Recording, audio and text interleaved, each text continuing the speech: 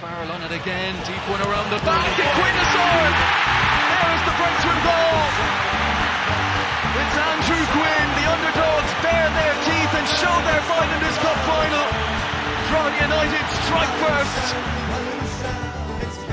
Welcome to the We Are the Drogs podcast, the Drogheda United fans podcast, proudly sponsored by the Coffee Box. Hello and welcome to the We Are the Drogs podcast, episode number 27. So, this week we're going to have something a little bit different. The two boys couldn't make it, unfortunately. One of them's off at the Ireland game and the other one's having a bit of a nightmare with technology. So, delighted to invite Adam Foley to this week's podcast. How are you, Adam? No, how's things? Yeah, all good, mate. All good. Keeping well. Yourself?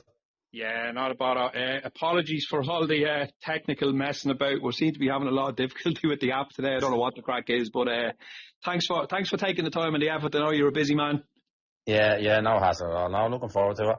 Yeah, brilliant. Look, we've been talking about getting you on for a long time, so we decided, I suppose, this week, with the cup game coming up and loads of other sort of things surrounding the Drogs, that was an ideal opportunity during the international break to get you on. So, first thing I suppose we need to start off by saying is you would have played under Ollie Horgan for a long time. I listened to a podcast you did recently enough on YouTube, and you spoke at length about Ollie, but you played under Ollie for a good long time. So I'm sure you've obviously, with Ollie passing away and all that, it was a bit of a weird time for everybody connected to League of Ireland and Ollie in particular.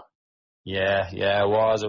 It was a hard couple of days. Yeah, we got the message on last Thursday, obviously a couple of hours before it got released, and I think when viewers were done wiping the tears out of our eyes, we were already planning on getting down there on Sunday for the wake, and then we were at the funeral on the Monday. So a couple of myself, Dave Webster, Shane McElhenney, Ryan Conley, Johnny Dunleavy, we all kind of went down on the Sunday to just kind of celebrate him and just try to share a few stories, and we had a great day and great night. Obviously different circumstances, but getting to share the stories of Ollie and remember him that way. And then we obviously had the funeral on the Monday, which again it was a somber kind of atmosphere, but a lot of funny stories told, and I'm sure that's just the way he wanted it. As well as that, it was absolutely lashing rain the 2 days we went down there, so I know for a fact he would have wanted it that way as well. He was fond of the rain, was he? Yeah, I loved it. Yeah, you come up the Bally Buffet and it's lashing rain, no chance. You might as well turn back. There's no chance you're getting anything out of that game. We're getting against us up there. So yeah, that's why me and Webby were driving down the Sunday and it was just pissing rain. I was just like, fuck's sake, he would absolutely fucking love this, just what he wanted. So yeah, you know what, I was sad. Yeah, I was sad. I think a lot of people kind of knew about it, but I think the respect that everyone had for Ollie, that no one spoke about kind of his condition. But obviously I was speaking to him at the Galway game when we beat them 1-0 here a few months ago, and he was obviously wasn't in the best condition, but he's still out there trying to fight the fourth officials and screaming stuff onto the pitch, and just goes to show that the character of the man and the strength of him. It was unbelievable, and a massive reason as to why I'm even involved in League of Ireland. He is the reason why I'm involved in League of Ireland, and he's a massive part of my life. Yeah, it always strikes me though, and still does. I mean, there's a lot of characters in the League of Ireland, but some of them wouldn't be sort of universally kind of liked or loved in Ollie's case, even by opposition fans. The amount of clubs that over the last couple of weeks that have had tributes to Ollie and the minute silence, obviously, and all that. And very disappointed actually the other night at the Ireland game that there was no sort of recognition of Ollie Horgan's death, considering what he's done for, you know, grassroots football in Ireland and then right up to League of Ireland level. It was a little bit disappointing that the FAI didn't have a tribute to him, but as I said, lots of other League of Ireland clubs did, and I think he was universally liked throughout the league, which is a rarity, as you know. I mean, there's loads of characters around the league, but there was a kind of an outpouring of grief for Ollie, just because he was just such a lovable character. Like he was a header on the line, and obviously what you said, barking at people and getting into rows and all that. But all of the tributes from So people involved in the league and the League of Ireland family over the last couple of weeks were, 100% positive about, he could be a right pain in the ass on the sideline and you'd be getting into scraps with him and all that. But the minute the final whistle goes, he's over to shake your hand and, not a bad word about the guy, really. Like, everyone just loved him. Yeah, I think that's even the turnout on Monday just showed that. I mean, the massive respect that people had for him. I think it was just, everyone's just, as probably like myself, I'm attracted to absolute madness and like when I first met Ollie, it was just like, where's the pen? I'll sign it now for you. And I think it's just the honesty. I remember actually one of the days we were training and we were looking to do attacking phases of play. We rarely done any kind of attacking, as you could tell, but we had some unbelievable players there. We obviously, myself, Webby, Shane, Ryan, Barry McNamee, Sean Boyd, we Mark Coyle, Carl Sullivan, Johnny Dunleavy, Costa Dickey. Like, we an unbelievable team of the players we had, but we never done any kind of attacking. And I remember Webby said it to him one day, he's like, Ollie, any chance of, like, can we do some attacking bit of play? The lads are dying to do something. He goes, right. Only thing, boy, I don't know how the fuck to do it. So I think that was and all of us just break out laughing, and we're like, that's why you love him. He doesn't try to be something he's not. He's just honest, and that's why you just run those extra yards for him. Like, amazing. That's him. Yeah, brilliant. Like, just to touch briefly, because I know you probably spoke about this at length before, but you were with Glebe North at the time before you signed for Finn Harps. Is that correct? I was managing Glebe at the time. I was just stepping in, looking after them. I was actually up at Newry. I was playing the championship up the north, and then obviously COVID hit, and that's when Ollie got in touch with me during the COVID season, and he ended up he came down and just rang me one day. I hadn't a clue who it was on the phone because he was his voicemail, because I tried to ring him back, I missed his call. His voicemail just sounds like a dog barking. So I was like, what? Who is this? I have no idea who this is. So eventually the phone rang again and I caught him. And we met up. He just told me he was on the way down to me, but I said it many times to people, I was actually at my niece's communion. So I had a few jars and I was like, Ollie, I'm out here at the minute. I can't meet now at the moment. He goes, right, boy, right, I'll see you tomorrow. And he came down the next day. He'd drive anywhere, met him in the city north, and he was nearly in your face, being so animated, kind of telling you how much that he just said, look, I don't give a fuck, I don't give a bollocks. And I was like, right, that'll do for me. Just got the pen and signed it. And as I said, that was just the madness of Ollie. You wanted to be around him. And yeah, it was a very, very sad day. Like, I have the memorial cards that they hand out. I have that in my car with me now every single day since the funeral, and I'll be keeping it with me forever. So he's a massive part of my life for sure.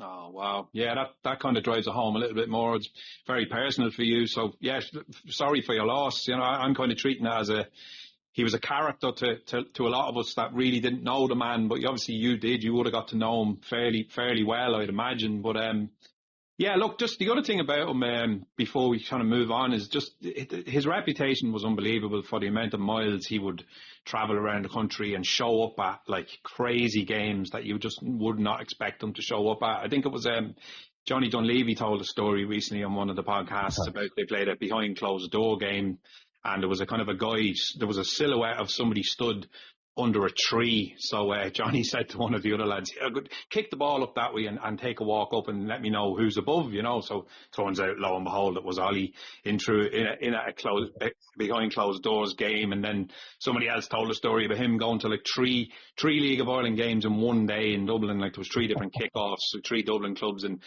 whoever it was said, I thought I was mad going to them all, but every time I showed up at the game, I'd look over and there'd be Ollie as well. So, I mean, he was dedicated to football, wasn't he? Yeah, and that's even on his deathbed. We were down on the Sunday and we were yapping away to a few of the boys that from Harps that came down, and they went to visit him. I'd say about maybe 2 or 3 weeks, maybe 2 weeks before he eventually passed, and he had the telly up on the telly in his room in the hospital. He had a League of Ireland match on. Then on the laptop he had the Women's League of Ireland games on. He just doesn't stop. It's like, and that's just him. He just, like, no matter what is facing him, he knows it's going to get him. So why try change your life? Just go and live your life out the way you have been doing. And he was the epitome of that. Nothing kind of stopped him in his stride. He just kept going and going. And I think that's something that he passed on to, certainly to myself and a lot of the players, that just kind of taught us to keep fighting, keep going. And it was a massive kind of thing that I've kind of taken that from my time with Ollie. And it's mad when you see players maybe who might have a little strain here and there, or maybe a little sore hand that they can't play on where they can, and you're looking at him, he's on his deathbed on the sideline, still screaming and shouting at people. You know what I mean? He knows he's going to die, and he still just doesn't stop being him. So it's just an unbelievable strength out of him. And yeah, as I said, we've plenty of stories of him. He's an absolute character, as you said. But we've stories in that dressing room that will just stay with us forever. And he's the reason why so many people have signed back for Harps. A lot of people kind of go up to Harps and have a look at it for the season, and it's not for them. But I think he's the reason why people sign there for 2, 3 and 4 years. Yeah, and when you look at it, going back over the years, he brought some absolutely class players up there, and then there was other lads where you wouldn't have known who they were, and he gave lads opportunities. And I mean, attracting players up to Ballybuffet, as you know, can be difficult, especially lads from kind of down this neck of the woods and even further, like, you know, down the south of the country and all that. But he attracted some class players up there, and we all know what it was like for years going up there trying to get anything, and that pitch was a nightmare, and especially when the weather wasn't good, and even the travel up to Ballybuffet was always really, really difficult. I have to say, it was always a class away trip if you kind of booked the hotel and get up early and go for pints and a bite to eat. And there was really decent people up there, and you'd never have a bad word in the pub after a game. And I think that was kind of reflected with Ollie as well. I mean, everyone liked him, kind of universally liked man. And look, he'll be very, very sadly missed. And yeah, look, we'll move on from Ollie. Just to ask you, I know you've probably spoke about it before, but just because this is a Drogs podcast, I'm sure there's some Drogs out there who don't know your story. So you were with Finn Harps, and then the next club you ended up coming to was us. Am I right in saying? Yeah. So Kev actually rang me about 8-9 years ago to come up when him and Tim first joined, but I actually already agreed a contract up the north with Glenavon. And then kind of my career kind of stayed up there for a couple of years, and eventually made my way to Ollie and Finn Harps, and I was there for 2 seasons during COVID, and then the year after when COVID was just lifting on the restrictions were just being lifted. And I actually met Tim at the time in the summer to come and sign. I was top scorer in the league at the time, and I was on a really good run of form. And Drogheda wanted to sign me, and I actually just moved to Drogheda with me and my wife just moved at the time. So I was like, geez, this is perfect. And I'm from Balbriggan, so I'm only 10 minutes down the road. Yeah. So just everything was just seeming to go really well. Football was flying. Moved to a good area. And at the time, Drogheda were actually 4th in the league, fighting for Europe during, if you remember the season that they came up after promotion. I do. So and it was an exciting time, but yeah, Ollie wouldn't let it happen. I remember he had I remember Conor Howie was trying to get it done, and there was a deal thrown on the table, and just Ollie wasn't having it. So I just kind of had to see my time out at Harps, and eventually when the season ended, Tim left. Obviously he went to Pats, and then Kev took over, and Kev rang me, and I was Kev's first signing when he took over. I was his first re-signing the next year after that, and I was his first re-signing again the year after that. So so that's kind of how it got started then. Brilliant. So that just goes to show then the kind of relationship that you developed with Kev then as well as a manager. That sounds like obviously he was really fond of you as a player, but did you have any hesitations in coming here or re-signing any of them times, or was it just something that felt right for you? Yeah, it was just I just wanted to be at Drogheda, and when I met Kev, obviously I knew Kev from previous when he texted me and spoke on the phone a few times. I remember actually when I did sign, I remember he said to me that he still had the same message from all those years ago, which always kind of stuck with me. And then he said, "Finally got you now." So that was kind of how it was. But no, it was no hesitation really. Kev's just, what you see is what you get with Kev. He's a very genuine, honest person, and people, again, similar to Ollie in a way, you get attracted to that. And I just you just had a feeling something was happening here, and we could, and there was a good squad already there, and I know there was a few players lost, gone. Obviously, Jimmy Brown moved on, and Conor Kane moved on, and Mark Doyle and so on moved on, but we still had the bulk of a good squad, and I think people feared the worst when Tim was leaving, or when Tim left, I suppose. But Kev put together a really, really good squad that we had the first year. And yeah, it was just we stayed up with a couple of games to go. We obviously knew we weren't we were part time at the time, so I think it was Harps actually that went down that year, and UCD went into the playoffs, and we were just above them. By a good few points. But yeah, I just loved it straight away. Just get into the club, and yeah, I just loved it first day and to my very last. I just absolutely loved it. Yeah, brilliant. I do. I remember that squad you're talking about, Killian Phillips, and there was a lot of really, really good players that obviously we ended up losing lots of them at the end of the year, which is has been a thing with us over the last while. But as you said, we were only offering part-time football, and lads are going to get offers from various clubs who can offer them full-time football. Was that something that you'd like to have done? Went full-time as a player? Was it ever on the cards for you? Yeah, well, look, I was supposed to stay on this season. Kev was doing everything he could to get me to sign on this year. It was just due to work commitments. My job wouldn't let me do it. So I would have been staying on this year as a player, but when work didn't let me do it, I didn't really want to play for anyone else, and I'd no real kind of hunger to go and play anywhere else. I wanted to see out my playing career with Drogheda, and when that couldn't happen, I just kind of like, well, what's the point? What's next for me? And next was to go into coaching, and I suppose when my time came, I got an offer up the north as a player coach, which I was excited about. I was like, all right, but then so when I went up there was about 14 other player coaches already at the clubs, and thinking, oh, here, this is not for me, so I just kind of hung up the boots shortly after that, and just kind of started focusing more on coaching. But yeah, it would have been nice to do, but just I think it's a young man's league now. I don't think many lads in the league would have a mortgage and bills to pay as us older lads would have. So I think a lot of them probably are either get apartments or houses through clubs, or they're living with lads. Now I'm a married man. We have a house here in Drogheda, and I don't think football and League of Ireland will pay the bills that I need to pay off my mortgage. So yeah, I had to kind of hang up the boots and stick with work. Yeah, no, that's fair enough. I mean, yeah, look, I think we've said it a few times on the podcast over the last few months that we could be doing with you this year, because we've kind of lost a good few goals in the team, and then we've had loads of injuries, as you know, like lads like Josh Thomas kind of in and out of the team, and when Dougie ended up kind of heading off the bows and all that, it's goals are a hard thing to come by, as you know, in this league. So it would have been great to kind of hang on to you for another year, but sure, look, it wasn't to be. But how is your coaching going with the under-20s? Are you the main man there at the minute?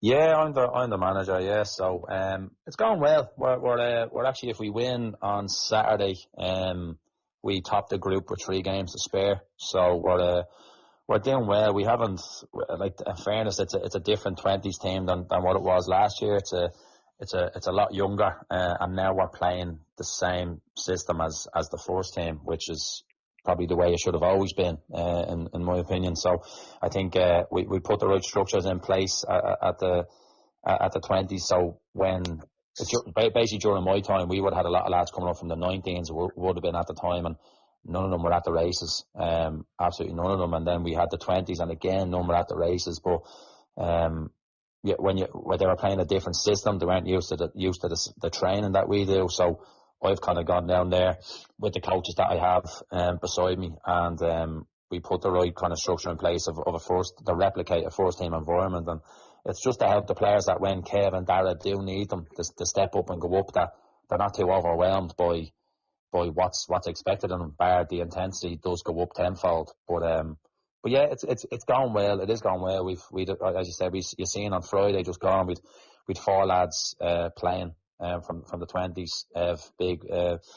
Big Ev was playing right centre back, was brilliant. Sean McCarthy done really well right wing back, not his natural position, but as I said to the young players like myself, Luke Keeney, Ryan Brennan were the 3 lads that Kev rotated more than anyone. We play multiple positions, and I think a lot of younger players need to understand that if you're asked to do a job, you become more valuable to the team by being able to play multiple positions. And then we had Sean McGrath came on, made his debut, Stephen Brady came on, made his debut, and then you still had a couple of lads on the bench as well, and you had 1 or 2 sitting in the stand that were cup tied. So yeah, we've a lot of good potential players there that can hopefully make the step up. As I said, you can only kind of give them the right tools to put the right tools in place for them, and then it's up to them to go and get it. So, but look, we're just there to help them and challenge them as well.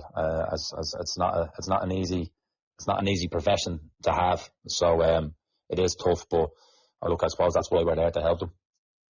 Brilliant. And is that a common thing for like a lot of under 20 sides would replicate the way that the first team sets up, like us with the 5 at the back and the 2 men up top and all that? Is that the done thing throughout the league? Like, it is with us, and I personally feel it should be. I've definitely noticed a lot of it with other teams that we've come up against, that they do try and play the same system as their first team, and I think that's what they should be doing, because ultimately, if you're playing the age group below the first team, and if you're required to step up, let's say like we've had this year with multiple injuries within the first team, if someone is out, you need to understand that role, and you need to watch the first team play and watch the lad who's in your position and understand what they do so well, that, you know what, if they're doing that well, how can I add that to my game, and how can I improve, and understand that if I am required to come up here, I need to do this, I need to do that, and I need to, as I said, understand my roles and responsibilities in that position. So I think it's important, and it's only to help the club, it's to help the first team, and it's to help the 20s players as well, that they do understand that, because there's nothing worse when you see a player getting called up because they have to go up and they play a position, or they play in a system that they never played, and then they're like, oh, we don't play this. So we kind of have like a no excuse zone, where, as I said, it's the same environment as close to the same environment as a first team, and then it's up to the players then to take that chance when Kev and Darragh give them the opportunity. That's really interesting. I suppose the sort of prime example of that would be Darry Kareem, that has kind of stepped up into the first team of late, and I mean, he looks really, really good. He's had some really, really good moments, and he's a handful. And he's a player you would have worked fairly close with at the beginning of the season?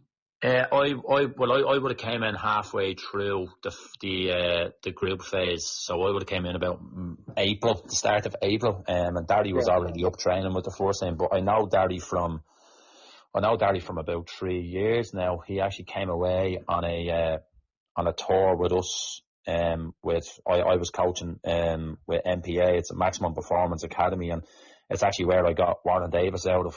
And when I brought Warren to the club, he was on the same trip, and Darry was there as well. But Warren was the one that was standing out at the time, and obviously you see what Warren's like now. He's been flying most of the season, and he's been here now at the club in his 3rd year. So, but Darry was another very, very good player, and you could see the potential in him at that age, and he's definitely matured and grown a lot since then, and he's an absolute handful. I mean, he's difficult to play against. He's strong, he's quick, and very, very powerful. So he's done really well when he came on, and obviously he got that winner against Galway on his full debut. So and it was great for him. That just kind of do his confidence the world of good, and look, he's been in every squad since. So fair play to him. As I said, he's a prime example of a person getting the opportunity and taking it, and he's certainly done that, and he's done himself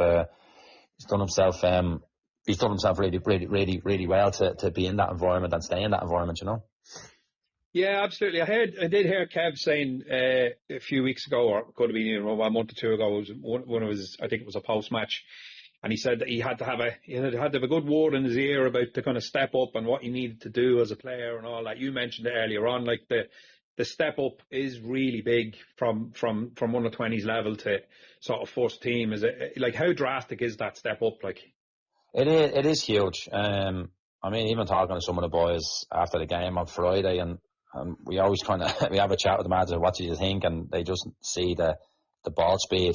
Everything is just 100 mile an hour, and it is intense. It is demanding. It's very, very tough. So, and you need to be ready for it. And sometimes you're not ready until you're actually thrown in. And sometimes it is kind of sink or swim. But to be fair to our fellas, they handled themselves really well on Friday. But Kev is right in what he says. It's a massive, massive step up.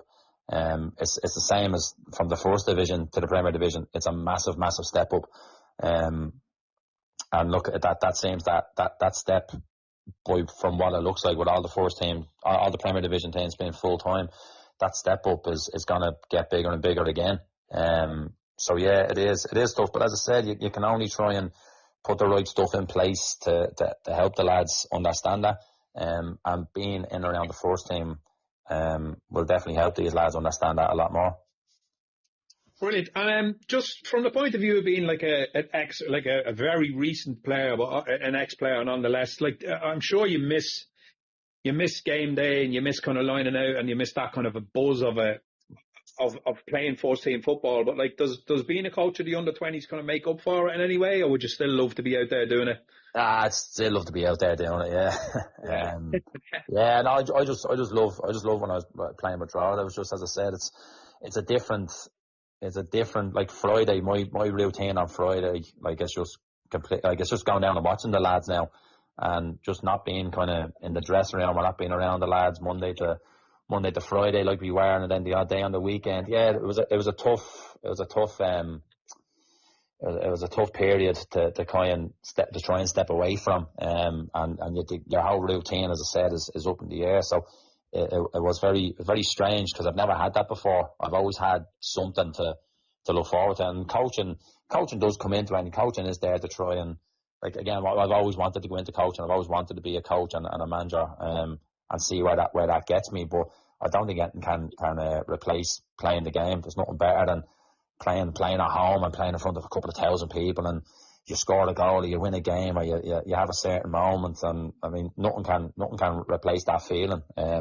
Not even coaching. Coaching is probably the next thing close to it that I could probably get. So that's probably why I'm there trying to fill a void that I don't think could ever be filled. But look, my time kind of came, and you have to kind of move on. But I'll always say I'll always rather be playing and be out there with the lads and being involved with the boys, with the boys and with Drogheda playing. Brilliant. And what's your sort of long-term goals as far as coaching goes? Would you eventually love to sort of make that step up and manage in either the fourth division or the Prem, obviously, at some point? Is that your kind of goals? Yeah, I think so. Like, I do have kind of high expectations, but I want to push myself. I want to see where I can get to. Eventually, I do want to get into full-time football in a coaching capacity. And just kind of take it from there. It is something that, because I don't like going into things half-arsed. I haven't done all my badges for no reason, bar obviously the pro license, but I have all my badges up to that. So I've done that for a reason, that I do want to jump into it. I do want to get into it. I want to push myself. I want to challenge myself. I want to see how far I can go and just learn as I go as well. You know what I mean? But I am quite ambitious, and I am someone who wants to get better and wants to try be at the highest level that I can get to, and I'm going to keep doing that until I feel that I maybe can't go anymore. But I think I think that's ultimately my aim, is to manage, is to coach at the highest level I can. Brilliant. So we might see it in the Drogs dugout someday. I think someone said that to me recently, and I was like, I don't know, because I live in the area. Like, if it goes to shit, they know where I live. My gaff will be egged and all sorts will be happening to me, so I don't know. But we'll see what happens. I always thought that a few years ago when Darius was in and out, and he was kind of sat on the bench for a while, him and Rory, two local lads. I mean, Jesus, the pressure must have been fucking something else for him, man. You can't walk down the street, because I know you, like, I met you a few times, like out on the beach or whatever, because you're living local, just walking around, and yeah, it'd be very difficult to sort of get away from it if it wasn't going well for you, because if you're not living in town, you can just escape and, you have a bit of peace of mind for a while. But I can imagine a Goldfish Bowl wouldn't be great for you. No. I think that's what we always used to say. I think when me, Ryan and Luke, obviously when we're here and the lads who weren't living locally, they just got to go home and just escape this for a few days. I was like, lads, I can't even go for a fucking coffee down the road here. I said, if we had a bad weekend, you're like, I'm getting Nadine to jump into the shops for me while I'm ducking down with the hood up in the car. It's just one of them. It's just one of them things. Yeah, when you're living in the area, it does probably, not that it doesn't hit you more. I think it will affect you more. Because like the lads who don't live there, like, look, it hurts them the exact same as us. But I think it just the effects of it are a little bit different when you're living close by. Yeah, no, look, 100%. Adam, look, I'm not going to keep you all day. I know you want to get off and watch the Ireland game, and it's starting off. It's a kick-off at 5 o'clock, isn't it? So, yeah. Just briefly, and I hope to get you on again. We'll do a part 2 because we had loads of bloody technical issues, and we didn't get a chance to get some of the other lads on, and we'll have a good chat another day. But just to talk about briefly your last season. I mean, Jesus Christ, what a roller coaster last year was for everybody concerned. It was the most incredible season I think I've ever had in supporting the team, like for decades. Like, I mean, how was it for the players? Like, because we were up shit creek without a paddle until the transfer window, and then when them boys came in, everything just seemed to go on an upward curve, and then what we went on to achieve with the Cup final obviously is a highlight for everybody. I'm sure it was for you as a player, but as supporters, it was just absolutely incredible. And then I know there's a lot in there, and we'll talk about it again in greater detail. But just the season as a whole must have been amazing. Yeah, it was. You know what? It was. I think when I don't think we were always tipped to go down and be the favourites to go down. I think we're that every season. Certainly during my time we were. And I remember it kind of started a bit slow. I think we got our first win against Dundalk, actually at home. We beat them 2-1. And we were down to 10 men for a while as well. And then we just hit an awful run of form. And as you said, when we got to the transfer window in the summer, it just we really seemed to kick on from then. And obviously beating Dundalk in the cup kind of gave us a good spring. But it was, you know what, again, it was just a really good group that Kevin Dara put together and changing shape and getting the personnel in, and it just worked. I mean, it really just clicked, and you just had everyone pulling the same direction, and everyone just doing whatever role that they played. They were the best at their role, whether it's lads coming in off the bench, whether it's lads who maybe not even getting as many minutes, and even the lads that are starting, just everyone just pulling and fighting for each other. And you kind of I don't know what it was. I remember talking to one of the fans at the start of the year. I remember just saying, I said, I just have a feeling we're going to win the cup this year. I don't know what it is. I said, I just had a feeling. And obviously I got Webby in to join us as well. And I always had this thing, and I said to him as well, we're going to win the cup this year. It's going to be our last year together. We're going to win the cup. And sometimes when sometimes you just say that tongue in cheek, but I generally did believe. I just had a feeling we're gonna do something this year. And when momentum started building our way, as you well know, there wasn't many teams in the league in the second half of the season that could get near us. We were outworking, outrunning, outperforming teams, and it wasn't that we were just like people assume we were just sitting in the whole time. Everyone just done their roles and responsibilities really well, and we were just so organised. And then we played some really good attacking football, and yeah, I don't think we gave any team an easy game. And look, we got what we had. We had a good run in the cup, but you have to beat what's in front of you, and we done that. I know we made it difficult in the semi-final at times, but I'm sure you lads probably had your hearts are probably in your mouth at that stage. But look, we just knew what was in the dressing room, and as I said, we just had that feeling. And when you have that feeling, you have that belief that you're going to do something. It's a hard thing to stop. So yeah, but even now it's coming up to what is it, November? It's coming up to a year nearly, which wow. I can't believe. I was only talking about it yesterday. That someone said I couldn't believe it's nearly a year already. But it's just the best day of your life. The best, just the whole build up, the whole week, everything about it. Just yeah, even now I still get goosebumps over the whole thing, and just don't think it will ever. You can never replace that feeling, especially when you're living up in the area. You're going out, you're going to celebrate. I know, Kev, we have to look after ourselves in the playoff. We have to play off the week after. But it's still hard not to try and celebrate as well the moment. But look, we done a good job of it. Some of us are probably still celebrating it now, but there's no harm in milking it for a little while longer until it's gone.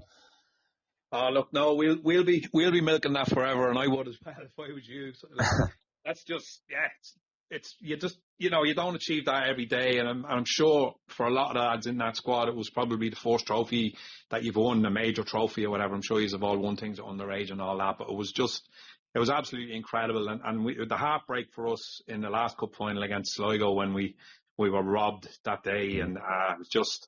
The club wasn't in a great place after that as well, and it's just the overall vibe of what's going on around Drogheda United Football Club at the moment is just it's amazing for us. And a lot of us have been there since the sort of bad old days when you were stood on the terrace watching First Division football with maybe 200-300 people, and I mean you can't get a ticket for games now. I see the Rovers game is sold out now for this Friday and all that. Look, we'll wrap it up. I want to let you go and watch the Ireland game. And as I said, we'll get you back on for a part 2 because there's loads of stuff I want to talk to you about and all that. But just to hit on this Friday's game, what kind of chances are you giving us against Rovers? Look, any team at home. I mean, I think most people said, look, it is the toughest draw. Don't get me wrong, but like we were told that about Derry away. We've no chance. And went up there and beat them. Any team at home. You'll take. We've an unbelievable record at home. We're very difficult to beat. I know Rovers have come here twice already this season and taken the points. Obviously the cup game is quite different. You just never know with us. We're very strong, very difficult to play against at home, and I'm sure the fans, the whole atmosphere, make it as difficult as we possibly can for Rovers. I'll be on the sideline as well, shouting some abuse, I'm sure, trying to do something. But yeah, just look, I'm looking forward to it, and I just hope we can get through now into the semi-final. But it's going to be a great day, and I think it's going to be a cracker of a game as well. You'll be channeling the spirit of Ollie Horgan on the sideline, blowing abuse at people. Yeah. I was only shout. I was actually, we were on the sideline last week, and there was a few things that Ollie says, and I started saying them recently as I'm shouting onto the pitch, and I'm just thinking to myself, for fuck's sake, I'm turning into Ollie. Like, we were screaming and shouting, so. But yeah, no, look, I'll be down supporting the boys, and just hoping we can get through to the semi-final. I do think whoever wins the game, I do think we'll go on and win the cup. Ooh, right, wow, yeah, okay. Yeah, I'm having bloody sleepless nights about it already. But as you said, it is going to be it's a massive occasion, and like Rovers have done us in United Park, that 2-1 game where Shane Farrell missed that penalty, and then the night we got the bad news about not getting into Europe and all that we went 1-up, and it's been tight. It's been tight against them, especially in United Park. Up Tala was a different story. We got a bit of a hide in one of the games, but even the game last week, I mean, we were well in that game, and if Warren had to put that chance away, and that we could have come out of that with a point. But look, sure, we'll see what happens. Adam, thanks a million for doing this. I really, really appreciate it. Apologies again for all the messing with the technology, but we'll definitely get you back again because we've loads of stuff to chat about. And I know the lads would have loved to have been here for it as well. But cheers for doing this. No worries, I'll take it easy. Thank you, man. Cheers. Yes, bye-bye.